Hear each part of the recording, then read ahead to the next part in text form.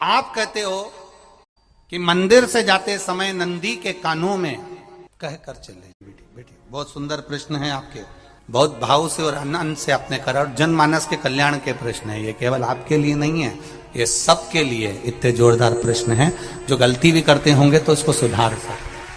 आपने कहा कि नंदी के कानों में कहना चाहिए, लोग हंसते हैं, कहते हैं बताओ वो नंदी के कानों में भगवान को कहना चाहिए। वैसे तो हम आपको एक बात बता दें कि दुनिया के लोग किसी दूसरे धर्म की कभी हंसी नहीं उड़ाते। दुनिया के लोगों को दूसरे का धर्म अच्छा लगता है। दुनिया के लोग सबसे ज्यादा हंसी उड़ाते हैं तो हमारे सनातन धर्म की ही उड़ाते हैं, और उसे खुद उड़ाते हैं, दूसरा उड़ाने वाला नहीं होता। दूर के ढोल हमें समझ में आते हैं, उसका धर्म हमें समझ में आ गया, उनका क्या है, ऐसा है, आओ कुछ नहीं, उनके धर्म में ऐसा है, कितना आनंद हमें दूसरे के धर्म में लग रहा है, और हमारा सनातन धर्म हमको बुरा लगता है। हमारे लोग कहते हैं कि नंदी के कान में कहते हो, ये कोई हमारे पुराणों में या शास्त्रों में लिखा है? भगवती बहन साहू, आपको धन्यवाद देना चाहूंगा के अंतर्गत चाहे उपाय जो बताए जाते हैं कि बेलपत्री ऐसे चढ़ाना, काली मिर्च ऐसे चढ़ाना, चावल ऐसे चढ़ाना, धतूरा का क्या महत्व है, शमी के पत्ते का क्या महत्व है, बेलपत्री के पत्ते का क्या महत्व है, ये जितनी भी बातें बताई जाती हैं ये सब पुराण के अंतर्गत से बताई जाती है। अब दुनिया के लोग इसको चाहे टोटका कह दें, चाहे दुनिया के लोग इसे टोना कह दें, पर पुराण से हटकर कुछ नहीं। और आप लोगों को अगर बोला है कि नंदी के कान में कहकर भगवान शंकर के मन में बात पहुंचे, तो ये क्यों कहा, तो ये भी हमारी शिव महापुराण में लिखा है, जलंधर के चरित्र में। कोई आपसे कहे कि नंदी के कान में बोलने से क्या होता है, ये जलंधर का चरित्र कह रहा है। मां पार्वती जी का हस्त कमल पकड़कर जलंधर लेकर जाने, वृंदा का पति लेकर जा रहा है। वृंदा तो भगवान की भक्ति में लीन रहती थी, उसको तो जलंधर को सबसे ज्यादा तकलीफ थी नारायण से, पर शिव के पास आ गया, क्योंकि ईर्षा प्रवृत्ति, अभी कथा में कहा, कोई ऐसा होता है जिसको तुमसे बेर नहीं होता तो भी अंदर से ईर्षा जाग जाती है। कोई ऐसा होगा जिसको अंदर से ईर्षा जागती है, अपने आप अंदर से ईर्षा जागती है। ना आप उससे मिले हो, ना कभी वो आप उसके सामने बैठे हो। कई लोग किसी ना किसी की बुराई करते हैं तो हम लोग पूछ भी लेते हैं, क्यों साहब उनसे मिलकर आए हो क्या तुम? कभी नहीं मिल किया है, कभी उनका सामना हुआ नहीं हुआ, तो फिर बुराई क्यों कर रहा? एक ने कर दी थी इसलिए हमारे ध्यान में था तो हमने भी कर दी। लो, वो कुआं में डूब के मरेगा तो तू भी मरेगा का? नंदी सामने बैठा है, गणेश जी को मालूम पड़ गया, कार्तिकेय को मालूम पड़ गया, मां पार्वती जी का हस्त कमल जलंधर ने पकड़ लिया और लेकर चला।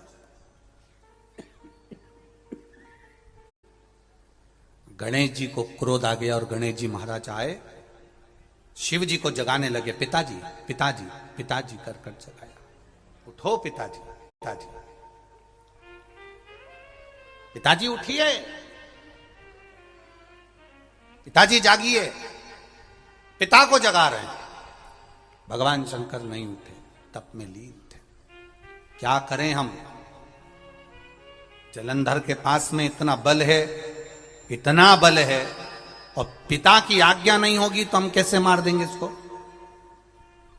मारने को तो हम मार दें। मां ने आज्ञा करी थी कि जलंधर उसको तारकासुर को मार दो, तो कार्तिकेय ने तारकासुर को मार दिया। शिव जी की आज्ञा नहीं तो हम इसको कैसे मारें? क्या करें? सब कुछ गणेश जी ने देख लिया, शंकर जी के ऊपर बहुत बहुत बहुत बहुत प्रार्थना कर कर देख ली, पर शंकर जी नहीं जागे। तब आखिरी में विनायक ने, गणेश ने, जितने लोग आस्था चैनल पर कथा सुन रहे हैं, जितने लोग फेसबुक यूट्यूब पर कथा सुन रहे हैं, इस बात को याद रखना कि नंदी के कान में कहने से क्या होता है, वो ये इस कथा से सीख लेना। आखिरी में गणेश जी को लगा किसको कहूं, शंकर जी भी तप में हैं, नंदी भी तप में हैं, मैं किसको कहूं? शिव जी को कह के कर थक गया, पिताजी को बोल बोल कर थक गया। पिताजी जागते नहीं, अब मैं किसको कहूं ये बात? किस विनायक गए सीधे अब नंदी के पास में। नंदी भी तप में लीन थे, शंकर जी की ओर मुख था, शंकर जी की ओर मुख था। गए और जाकर तुरंत विनायक ने नंदी के कानों में जाकर कहा, नंदीश्वर, मैया का हाथ पकड़कर जलंधर लेकर जा रहा है, पिताजी तप में लीन है, कृपा करिए ना। बस केवल नंदी के कान में कहा, गणेश जी दूर हट गए। नंदी के कान में कहा, शंकर जी के नेत्र खुल गए, शिव जी के नेत्र खुले।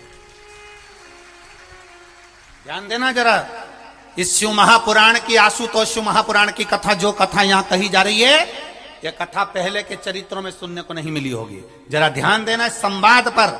जितने लोग आस्था चैनल पर, जितने फेसबुक यूट्यूब पर सुन रहे हैं, सनातन धर्म की हंसी उड़ाने वाले कह देते हैं नंदी के कान में कहने से क्या होता है, नंदी के सामने जाकर बोलने से क्या होता है, नंदी के पास बैठकर बोलने से क्या होता है, नंदी के पास बैठकर शंकर जी का मात्र दीदार करने से क्या होता है, दर्शन करने से क्या होता है। वो अच्छे से समझ लेना, जो लोग सनातन धर्म पर उंगलियां उठाते हैं, वो अच्छे से समझ ले इस बात को। क्या होता है,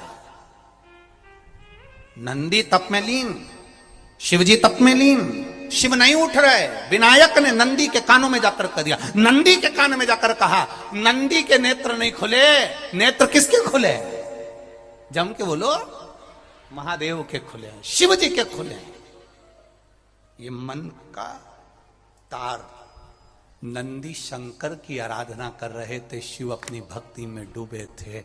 यहां कहा, यहां पहुंचा, जो दिल में था उस तक बात पहुंच गई। नंदी के दिल में शिव थे, तुम कहे, नंदी ने शंकर तक बात पहुंचा दी। वो सूत्र जो बंधा था दिल से दिल तक का, वो पहुंच गया। वो सूत्र जो दिल से दिल तक बंधा हुआ था, मन से बंधा हुआ था, खबर वहां तक पहुंच गई, खबर पहुंच गई। लुटाइए, ये मौका मिला है आनंद का, दिल से प्रेम लुटाओ। नंदी से कहा, नंदी ने देवादिदेव महादेव से नहीं कहा। केवल नंदी आंख बंद कर बैठे थे, कहते से ही भगवान गणेश के शब्द शिव जी तक पहुंच गए। शिव जी के नेत्र खुल गए और उन्होंने जलंधर के पास पहुंचकर पार्वती जी का हस्त कमल छुड़वाया। जरा विचार करिएगा, आप नंदी से कहते हो मेरे महादेव तक बात पहुंच जाती है। आपको केवल नंदी से प्रेम से कहना है, नंदीश्वर मेरे बाबा, ए मेरे बाबा, आप रोज शिव जी को लेकर भ्रमण पर निकलते हो, मुझे बहुत दुख है, आप मेरे दुख को मिटाने के लिए मेरे दरवाजे पर क्यों नहीं आते। नंदीश्वर से कहा, शिव जी तक बात पहुंच जाएगी, शंकर के नेत्र आपके लिए खुल जाएंगे और महादेव आपके यहां खड़ा मिलेगा, मेरा महादेव आपके पास में खड़ा मिलेगा। आशुतोष महापुराण की कथा कहती है, लोग कहते हैं नंदी को कहने से क्या होता है, ये शिव पुराण कह रही है, कहा वहां तक पहुंचा, दिल से दिल का कांटेक्ट। हम कई बार कहे आपको, आप लोगों ने सुना होगा शिव महापुराण में कि बहुत दुख हो जिंदगी का, बहुत दुख तकलीफ। जैसे वो बहन ने लिखा, मेरे कर्जे में लदालुम हो गई, तकलीफ बढ़ गई, शरीर का रोग था, 15-20 साल हो गए, आराम नहीं, बेटे भी व्यसन में डूबने लगे क्योंकि व्यसन के चक्कर में। और आखिरी में हुआ क्या, शिव तत्व को जाना। आपसे भी निवेदन है, जब दुख की घड़ी अपार हो, समस्या बड़ी हो, बहुत तकलीफ हो, बहुत कष्ट हो, एक लोटा जल जब महादेव को चढ़ाने के लिए जाओ, चढ़ाकर 2 क्षण मंदिर के अंदर नंदी के पास 2 क्षण बैठकर मेरे महादेव को निहारना, अपने दिल की बात उसके पास में बैठकर नहीं भी कहोगे ना, तो नंदी के पास मात्र बैठ भी गए, उस नंदीश्वर के पास मात्र बैठ गए, तो वो तुम्हारे दिल की बात समझ जाएगा। तकलीफ बढ़ गई ना, कोई बात नहीं, दवाई खाओ, डॉक्टर को दिखाओ, पर एक बार उस जल को शिव जी पे चढ़ाओ। चढ़ाकर जल लेकर जब घर जा रहे हो, 2 क्षण मेरे नंदीश्वर के पास में बैठ जाओ, नी भी कुछ कहना है मत कहो, एक बार उसके करीब में बैठकर दिल से मन से मेरे महादेव से जो कहना चाहती हो बस मन में भी धर लिया। तो मेरे नंदी ने सुनकर वो महादेव से कह दिया, दुनिया का सबसे ज्यादा तप करने वाला, समाधि में लगने वाला, साधना करने वाला, व्रत करने वाला, उपवास करने वाला, तप साधना में लीन होने वाला कोई है तो वो नंदीश्वर है, जो शिव जी के सामने बैठकर उनके सामने हमेशा सामने मुख कर कर तप में लीन रहे।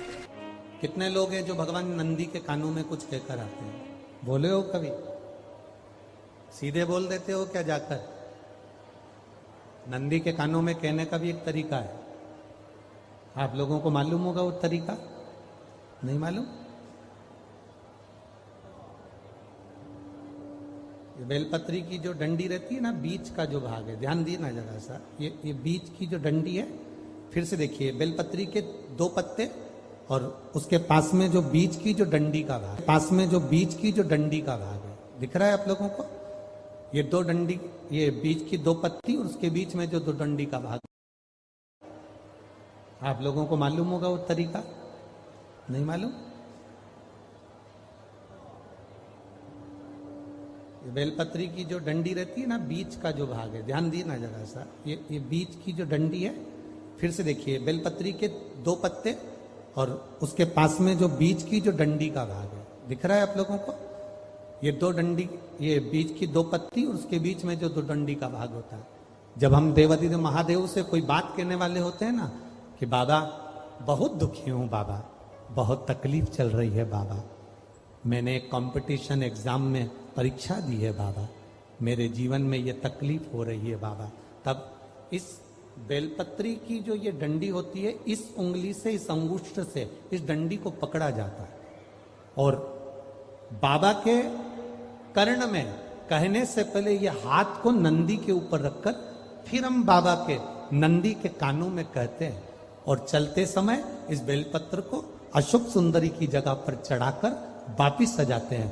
देव अधिदेव महादेव को पार्वती की बात मानना ही पड़ती है और वो कहना ही पड़ता है। ये बेलपत्र की महत्व है।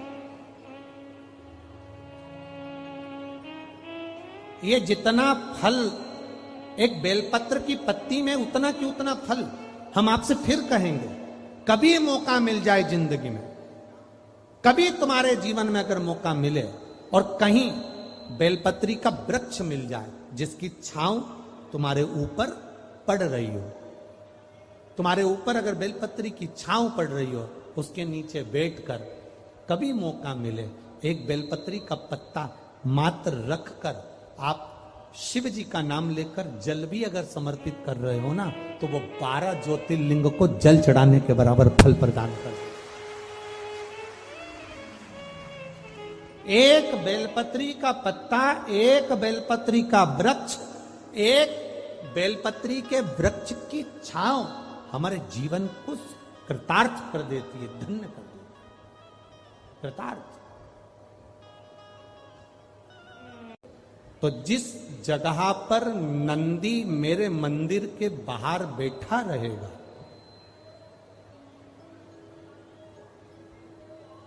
नंदी जिस जगह पर मेरे मंदिर के बाहर बैठा रहेगा, सुयशा उसके कर्णों में, कर्णों के करीब में तू स्वयं विराजमान रहेगी। सुयशा, जब कोई नारी, जब कोई पुरुष, जब कोई बच्चा, जब कोई बुजुर्ग, जब कोई भी संसार सागर में रहने वाला मानव मेरे मंदिर में आएगा और नंदी के कान में कुछ कहकर जाएगा, तब तू उसको सुनकर मां पार्वती से कहेगी। और पार्वती जब मेरे साथ प्रतिदिन प्रदोष काल में, प्रदोष के समय, शाम के समय भ्रमण पर जब पार्वती मेरे साथ जाएगी, तो पार्वती मैया जिसके सामने नंदी को रोक देगी, मैं उसके ऊपर कृपा करते हुआ चले जाऊंगा। ये हमारा